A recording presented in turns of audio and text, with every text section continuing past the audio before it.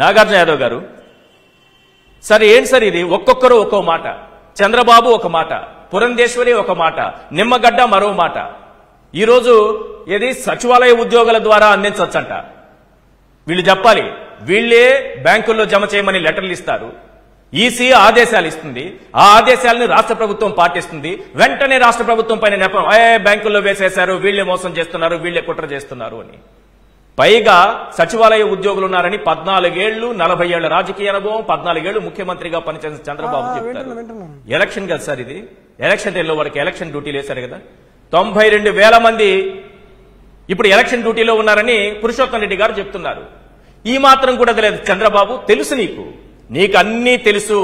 చంద్రబాబు నాయుడు గారికి అన్నీ తెలుసు. కానీ మొసలి కన్నీరు కారుస్తూ ఉంటారు. ప్రజలు నమ్మాలి. ఏది తోస్తే అది రాష్ట్ర ప్రభుత్వం పైకి నెట్టేయాలి.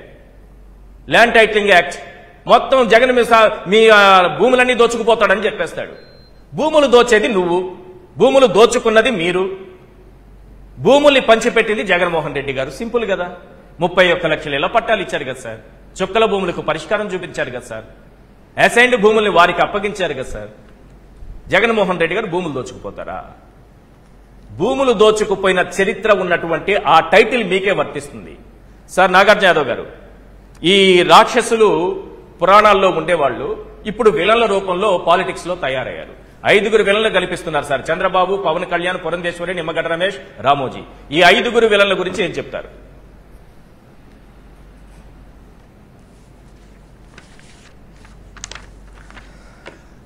సాక్షి టీవీ ప్రేక్షకులకి ముందుగా నా నమస్కారాలండి.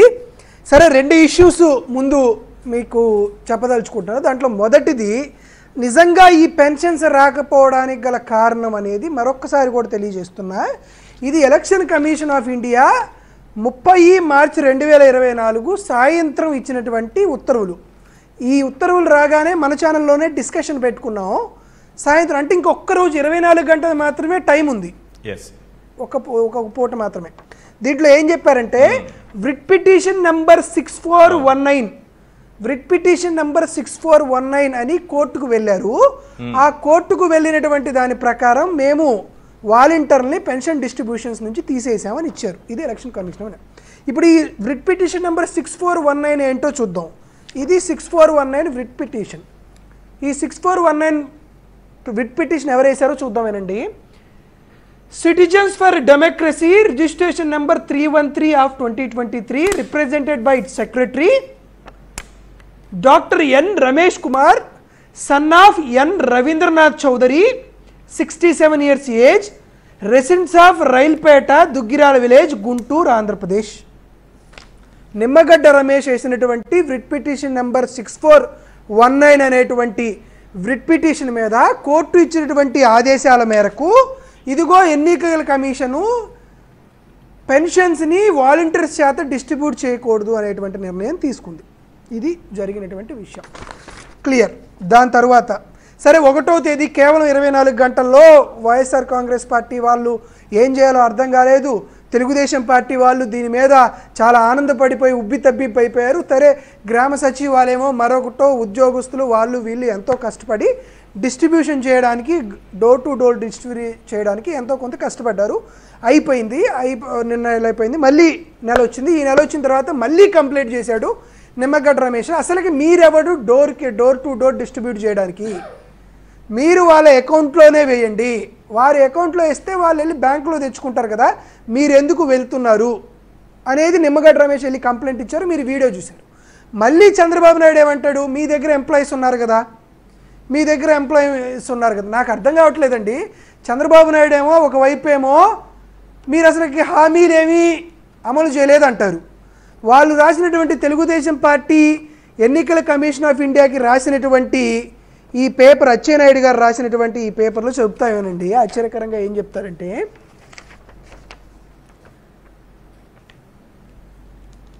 beneficiary of welfare programs over the last 54 months they have distributing all the pensions and ratios to doorstep of the beneficiaries.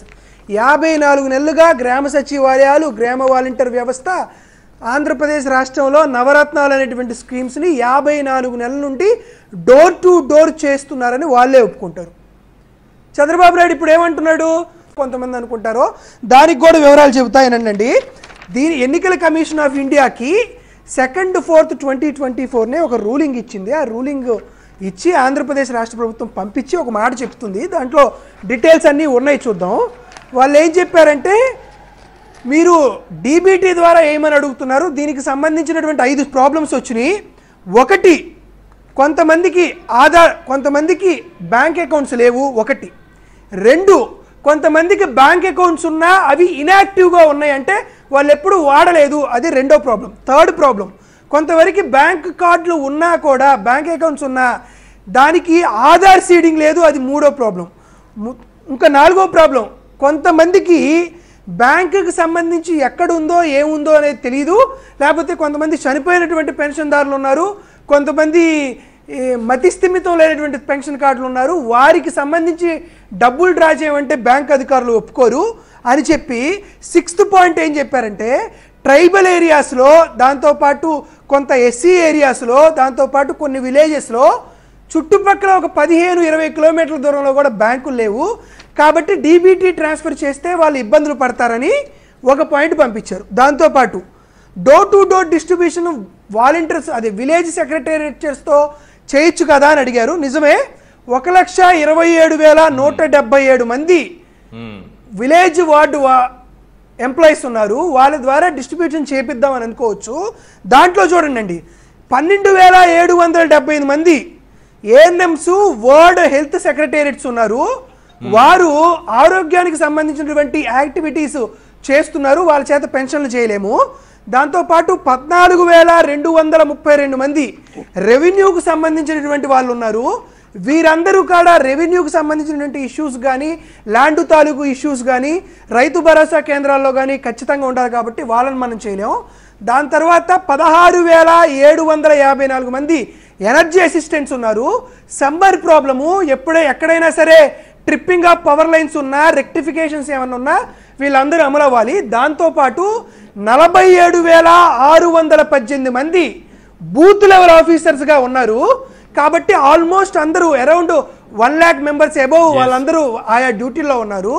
మిగిలినటువంటి 15,000 మందినో 16,000 మందినో వాళ్ళకి బాధ్యతలు అప్పగిద్దాం అనుకున్నా కూడా వాళ్ళకి ఎవరికి కూడా exact location of the pensioners వాళ్ళకి తెలియదు, అది నాట్ కన్వర్జెంట్ ఆప్షన్స్ ఉన్నాయి అని చెప్పి డీటెయిల్గా అన్ని పాయింట్లు 1 2 3 4 పేజీల డాక్యుమెంట్ ఎలక్షన్ కమిషన్ ఆఫ్ ఇండియాకి వెళ్ళి ఈ రాష్ట్ర ప్రభుత్వం పెన్షనర్ని ఏ విధంగా కూడా ఇబ్బంది పెట్టకూడదని అన్ని రకాలైనటువంటి అంచనాలు వేసుకొని చాలా ట్రాన్స్పరెంట్గా వైఎస్ జగన్మోహన్ రెడ్డి గారి ప్రభుత్వం ప్రదర్శించిందండి.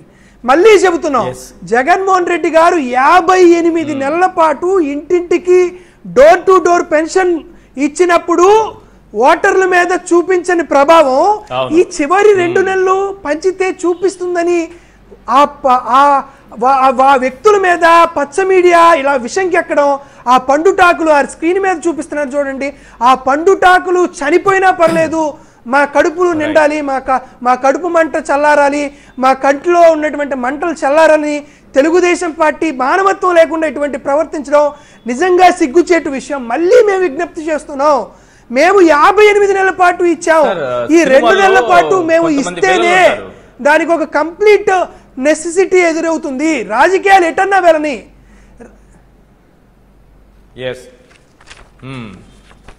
చెప్పండి. సినిమాల్లో కొంతమంది విలన్లు ఉంటారు సార్. హాస్పిటల్లో డాక్టర్ ట్రీట్మెంట్ ఇస్తూ ఉంటారు, ఆక్సిజన్ పైప్ పెట్టుంటారు. డాక్టర్ అటు వెళ్లిపోగానే వీడు మారువేషంలో వచ్చి ఒక డాక్టర్ గానో లేకపోతే ఇంకేదో రూపంలో వచ్చి అక్కడికి వచ్చేసి ఆ పైప్ లాగేస్తాడు సార్. పైప్ లాగేసి ఏం చేస్తాడంటే, ఆ పేషెంట్ చనిపోయిన తర్వాత డాక్టర్ వచ్చి అయ్యో పేషెంట్కి ఇట్లా అయిపోయింది, నేను ఇంత వైద్యం అందించానే, ఇంత ట్రీట్మెంట్ సక్రమంగా జరుగుతుంది, అసలు ఏం జరిగింది అని డాక్టర్ చూసేలోపు అందరితో పాటు వచ్చి ఏడుస్తూ ఉంటాడు గుంపులో కూర్చొని. అలాగే ఇంకొక క్యారెక్టర్ ఉంటుంది స్పైడర్ సినిమాలో, వాడే మర్డర్ చేస్తాడు. ఆ చనిపోయిన వ్యక్తి చుట్టూ అందరూ ఏడుస్తూ ఉంటారు, ప్రజలంతా కన్నీళ్లు పెట్టుకుంటూ ఉంటారు, వెనక చేరి వాళ్ళ ఏడుపులు ఆర్తనాదాలు పెడబొబ్బలు వింటూ ఆనందిస్తూ ఉంటాడు.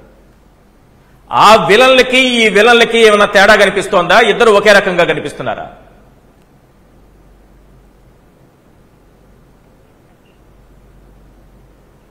సార్ వాళ్ళైనా నయం సార్, వాళ్ళైనా మంచి వాళ్ళు.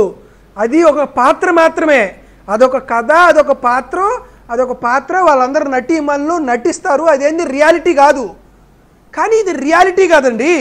66,34,742 మంది, దాంట్లో వృద్ధులు ఉన్నారు, వితాంతులు ఉన్నారు, వికలాంగులు ఉన్నారు, నడవలేని వాళ్ళు ఉన్నారు, రోగగ్రస్తులు ఉన్నారు, కిడ్నీ వ్యాధులు ఉన్నారు, ఎంతో మంది ఉన్నారండి. వాళ్ళ కడుపు వాళ్ళని మన కళ్ళతో చూస్తే కడుపు రగిలిపోతుంది. అసలుకి ఇంత అన్యాయం జరుగుతుందా అని.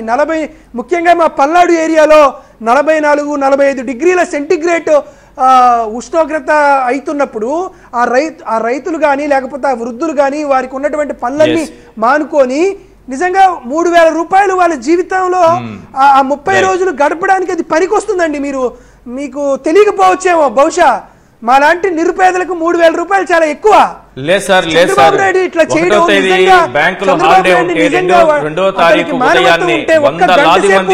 ఒక గంట సేపు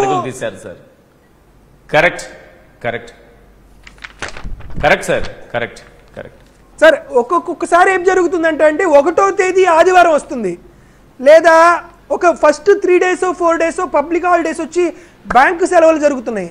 మీరు ఆశ్చర్యపోతారు చెప్తే, జగన్మోహన్ రెడ్డి గారు ఈ అన్ని యాక్టివిటీస్ని ఒక గ్రీన్ ఛానల్ ఏర్పాటు చేసి వాళ్ళకి 30వ తేదీనో 31వ తేదీనే డబ్బులు గ్రామ సచివాలయానికి వాటికి పంపించి వాళ్ళు డ్రా చేసి దాన్ని దగ్గర పెట్టుకొని 3 రోజులు పెన్షన్స్ ఇవ్వకపోతే వాళ్ళు మన కోసం ఎదురు చూస్తూ ఉంటారని 2 రోజులు ముందే అకౌంట్కి డబ్బులు పంపించి అవి డ్రా చేసి వీళ్ళందరికీ డిస్ట్రిబ్యూషన్ చేసినటువంటి సందర్భాలు ఎలా ఉన్నాయి. మానవత్వం ఉండాలి, కాస్తన్న మనిషితత్వం ఉండాలి. మనిషిగా పుట్టిన తర్వాత ప్రభుత్వం చేయగలిగినటువంటి సహాయం చేయాలన్నప్పుడు కొంత రాజకీయాలని దాటి కొంత గొప్పగా ఆలోచించేటువంటి మనసు చంద్రబాబు నాయుడికి లేకపోవడం, ఆంధ్రప్రదేశ్ రాష్ట్ర ప్రజల్లో పుట్టి ఇటువంటి వాడు ప్రతిపక్ష నాయకుడిగా కూడా ఉండకూడదండి. ప్రతిపక్ష పార్టీగా కూడా అతను ఉండకుండా అతను పూర్తిగా హైదరాబాద్ సెంట్రల్ ఏసీలో జూబ్లీహిల్స్ దాంట్లో కానీ వదిలేస్తే ఆంధ్రప్రదేశ్ రాష్ట్ర ప్రజలు, వృద్ధులు, వితంతులు బాగుపడతారు.